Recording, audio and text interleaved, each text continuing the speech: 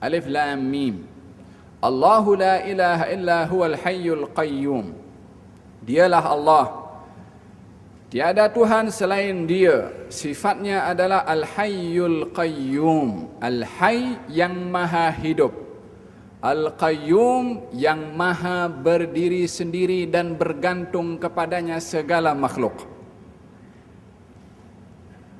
Manusia hidup, tumbuh-tumbuhan hidup, hayawan hidup, jin hidup, malaikat hidup, dan banyak jenis-jenis makhluk hidup. Adakah kehidupan makhluk itu sama dengan sifat kehidupan yang ada pada Allah Subhanahu wa taala? Kita jawab tidak.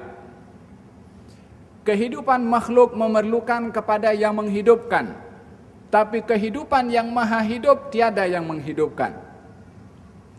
Allah Subhanahu wa taala Al-Hayy, yang maha hidup, yang kehidupannya tidak seperti manusia yang hidup, tidak seperti jin yang hidup, tidak seperti malaikat yang hidup, tidak seperti tumbuhan yang hidup.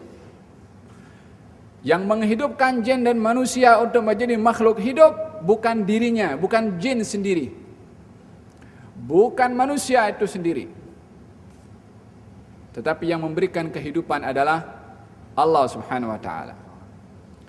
Yang dilakukan oleh manusia itu di dalam pernikahannya, sehingga daripada hasil pernikahan ada dzurriyyah, makhluk keturunan yang hidup. Yang dilakukan oleh manusia bukan mencipta makhluk hidup, hanya meletakkan benih di sebuah tempat yang diberi kehidupan oleh Allah Subhanahu wa taala pada benih tersebut. Demikian juga kepada tanaman, bukan manusia yang menanam kepada tanaman, manusia yang menumbuhkan itu tanaman. Manusia hanya meletakkan benih. Benih yang di dalam itu buat kerja sendiri dengan izin Allah Subhanahu wa taala. Benih bercampur dengan tanah, diberi air, air mencampurkan antara benih itu dengan tanah, sehingga unsur yang ada pada tanah ngam dengan yang ada benih, baru tumbuh-tumbuhan. Manusia bukan dia yang mencampur benih itu dengan tanah, zat yang ada dalam benih itu supaya ngam dengan tanah dan supaya dikawinkan dan menjadi tumbuh. Tak ada buat apa, manusia letak je. Siapa yang menumbuhkan? Allah Subhanahu wa taala. Afara'aytum ma tahrusun a antum tazra'unahu am nahnu az-zari'un? Tidakkah kamu tengok apa yang kamu tanam itu? Adakah kamu yang menanam atau kami yang menanam? Yang menanam siapa? Manusia. Dia pergi ke sawah, dia beli tanah, dia beli ladang, dia gali, kemudian letakkan benih dalam. Zahirnya, hakikatnya mereka manusia tidak menanam. Manusia hanya meletakkan benih. Tetapi yang menanam untuk menumbuhkan tanaman jadi tumbuh-tumbuhan adalah Allah Subhanahu wa taala. Tidakkah kamu melihat kepada awan yang menurunkan air? Siapakah yang menurunkan, awan atau Allah Subhanahu wa taala? Ikut hukum logik, ya awan itu mempunyai unsur yang boleh sedut air daripada entah sungai ke daripada laut, kemudian dibawa dengan sinaran itu menumpuk di awan dan mencetuskan satu proses tertentu dan turun hujan. Allah Subhanahu wa taala yang menurunkan hujan itu siapa? Awan atau Allah Subhanahu wa taala? Allah Subhanahu wa taala.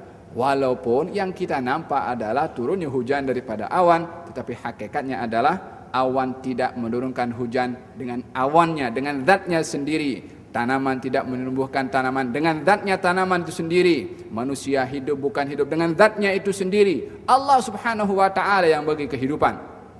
Walihada, kenapa di dalam Al-Quran, dalam hadis Nabi SAW, manusia berada dalam perut ibunya dari air mani, kemudian 40 hari air seni, kemudian menjadi darah, kemudian menjadi daging, kemudian baru dihembuskan ar-ruh. Ruh itu ada setelah 4 bulan, yakni setelah 120 hari itu janin berada dalam kandungan ibu. Bukan dia ada sendiri ruh di dalam. Allah Subhanahu wa taala yang memberikan ar-ruh. Ini kehidupan yang ada pada makhluk. Tidak hidup sendiri, tapi hidup dengan yang maha hidup. Tapi Allah Subhanahu wa taala dia maha hidup, tapi kehidupannya tidak sama dengan manusia. Kehidupannya tiada yang menghidupkan. Dia yang maha hidup yang tiada menghidupkan kepada Allah Subhanahu wa taala. Idzan dalam hal ini kita memahami kehidupan Allah amat berbeza dengan kehidupan selain daripada Allah Subhanahu wa taala. Al-Qayyum, yang maha berdiri sendiri dan kepadanya segala sesuatu berdiri. Digunakan sigha mubalaghah, yakni qayyum daripada qaim, yang berdiri. Al-Qayyum, yang maha berdiri dan dengannya segala sesuatu berdiri. Dengannya segala sesuatu bergerak. Dengannya segala sesuatu itu tidak jatuh bila mana diletakkan menggantung. Ini planet yang ada, kita nampak planet ini menggantung macam tu saja, tak ada tali yang mengikat itu bola bumi dan planet-planet yang lain. Adakah dia menggantung macam tu saja? Yang meletakkan itu bola bumi bergantung macam tu adalah yang maha qayyum, yang dengannya segala sesuatu itu berdiri. Bukankah dalam Al-Quranul Karim Allah Subhanahu wa ta'ala berfirman, menceritakan tentang bagaimana setiap makhluk itu bergantung dengan Allah, bergerak dengan Allah. Allah memberitahukan di dalam Al-Quranul Karim satu daun yang jatuh di tengah-tengah hutan belantara yang luas. Satu daun jatuh, Allah tahu daun itu jatuh. Di tengah hutan yang begitu luas, yang mata dan pengetahuan manusia tidak mampu untuk menjangkaunya, Allah Subhanahu wa ta'ala boleh tahu. Jatuhnya daun itu daripada pokoknya diketahui oleh Allah. Pengetahuan Allah lebih mendahului kepada jatuhnya itu daun, maka tidak akan jatuh itu daun kecuali sudah diketahui dan diizinkan oleh Allah untuk jatuh. Allah Subhanahu wa ta'ala berfirman, awalam yarau ila at-tayri fawqahum saffatin wa yaqbidna ma yumsikuhunna illa ar-Rahman. Tidakkah kamu melihat kepada burung yang membentangkan sayapnya ketika terbang, wa yaqbidna, dan menggenggamkan sayapnya ketika burung itu hinggap, ma yumsikuhunna, tiada yang mencegah burung itu ketika terbang daripada jatuh kecuali Ar-Rahman.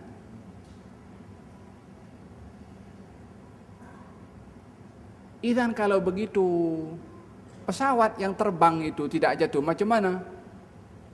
Ma yumsikuhunna illa Ar-Rahman. Tak ada sesuatu bergerak tanpa Allah Subhanahu wa ta'ala. Tak, pesawat itu terbang pasal apa? Burung itu terbang tidak jatuh pasal apa? Ya, pasal sayap burung itu dibentangkan, kemudian dihempaskan sayap itu untuk melawan gravitasi bumi yang menarik burung itu. Dilawan gravitasi bumi itu, maka burung terbang dan tidak jatuh. Memang kalau ikut ilmu saintis ya seperti itu. Tapi yang menjadikan gravitasi itu boleh dilawan oleh hempasan burung, oleh kipas kapal terbang, siapa?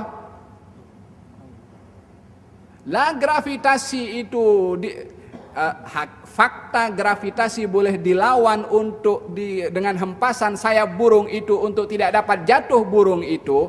Yang menjadikan hubungan itu ada, gravitasi boleh dilawan, Allah Subhanahu wa ta'ala. Yang kalau Allah tak jadikan adanya gravitasi yang boleh dilawan oleh kipas sayap kapal terbang atau sayap burung, kalau tak dijadikan oleh Allah Subhanahu wa ta'ala mampu untuk dilawan, lah kapal terbang wala burung boleh terbang. Idzan kalau begitu, yang menjadikan burung terbang bukan karena burung itu menghempaskan sayapnya melawan gravitasi bumi atau kipas kapal terbang melawan gravitasi bumi, Allah Subhanahu wa ta'ala. Ma yamsikuhunna illa Ar-Rahman. Tiada yang mencegah burung itu di atas terbang tidak jatuh ke bawah, melainkan yang memegangnya adalah Ar-Rahman, Qayyum, berdiri dengannya segala sesuatu. Kedipan mata seseorang tidak bergerak kecuali dengan Allah. Jantung ini tidak bergerak dengan memompa darah yang ada dalam kecuali dengan Allah. Segala gerak tubuh badan, lisan tidak bergerak kecuali dengan Allah. Wahakadha, Walihada tidak ada sesuatu yang bergerak di atas muka bumi ini kecuali dengan izin Allah Subhanahu wa taala, sebab segala sesuatu hanya bergantung kepada Allah.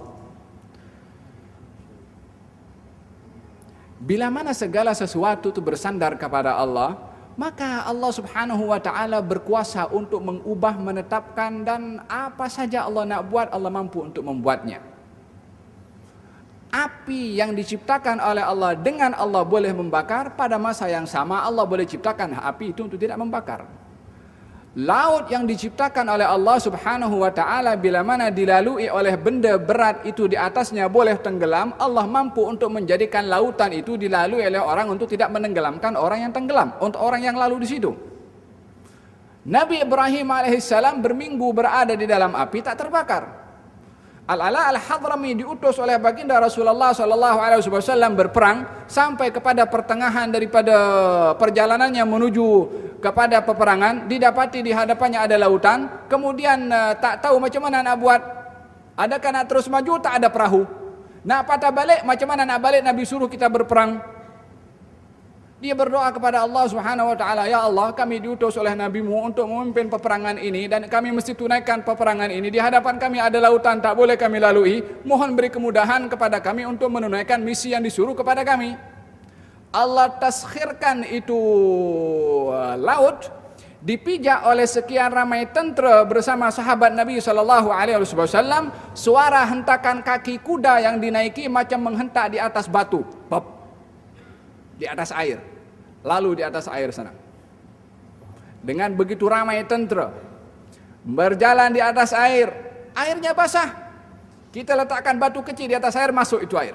Kuda di atas air tak tenggelam pun, tapal kakinya pun tak basah.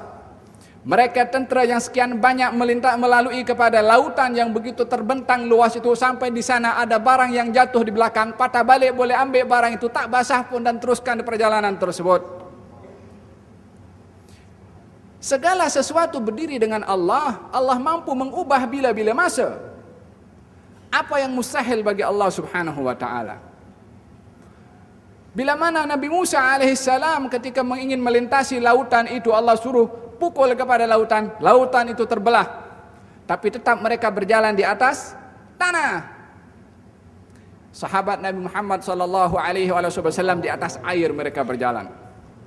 Ini bukan nak menunjukkan kehebatan sahabat daripada Nabi Musa, tapi karamah yang sebenarnya adalah kepada Nabi Muhammad sallallahu alaihi wasallam yang mengutus mereka Rasulullah sallallahu alaihi wasallam. Kehebatannya adalah melebihi kehebatan mana-mana para anbiya, karena mereka sedang menjalankan misinya Rasulullah sallallahu alaihi wasallam. Faham tuh? Segala sesuatu berdiri dengan Allah Subhanahu wa taala. Ini mesti menjadi satu pegangan kepada setiap orang yang beriman, supaya tidak bergantung kepada kekuatan akalnya, walaupun akalnya kuat untuk berfikir. Tidak bergantung kepada kekuatan tubuh badannya, walaupun kekuatan tubuh badannya adalah luar biasa. Tidak bergantung kepada kekuasaannya, walaupun dia adalah orang yang berkuasa. Tidak bergantung kepada hartanya, walaupun dia orang berharta. Karena Anda, dengan minda Anda, dengan kekuasaan Anda, dengan harta Anda, dengan kekuatan Anda, bergantung kepada Allah Subhanahu wa taala. Sebagaimana diberikan Anda kekuatan, kekuasaan, harta, apa saja yang Allah bagi, dan Anda boleh berbuat apa saja dengan yang Allah bagi, Allah mampu mengambil bila-bila masa. Karena itu bukan milik Anda, milik Allah Subhanahu wa taala. Allahu la ilaha illa huwal hayyul qayyum.